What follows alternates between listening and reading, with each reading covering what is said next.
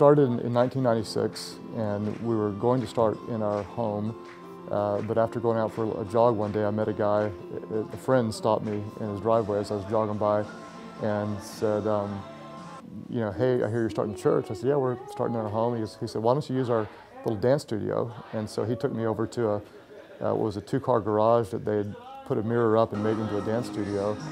And so we had a core group of 7 people that, you know, agreed to really help drive the values, and a bigger group of about 40 people. And we started on a snowy Sunday morning in a little two-car garage back in on January 7th, 1996. He was hanging for us on a cross. He didn't have a crown of gold, he had a crown of thorns. The mission has always been, in words, to lead people to become fully devoted followers of Christ. And that's, every word is important to us. We want to lead people to Christ, not coerce them, scare them, but lead them.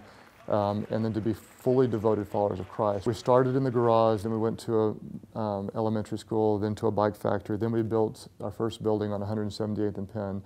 When we outgrew that building, we started meeting there, and then also in an AMC movie theater at Penn Square Mall, Quail Springs Mall. And then Megachurch, which was a 25-year-old church, actually called me and said they were looking to make a leadership change and wanted to know if I would consider being their pastor.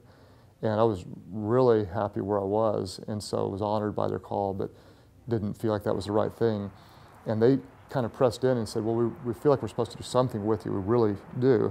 And so I just said, well, if you kind of want to join up with what we're doing, you're welcome to. And didn't think in a million years they would ever want to do that.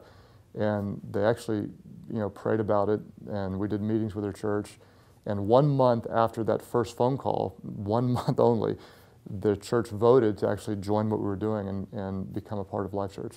Then from there, we had a group of people in Tulsa, Oklahoma, that were saying, hey, we used to go to Life.church, we live in Tulsa now, could you do a church here? And that's when we had been experimenting with video teaching and saw that it was actually an effective form of communicating, as long as all the other aspects of the church were whole and complete. Then having a message on video was really a non-issue.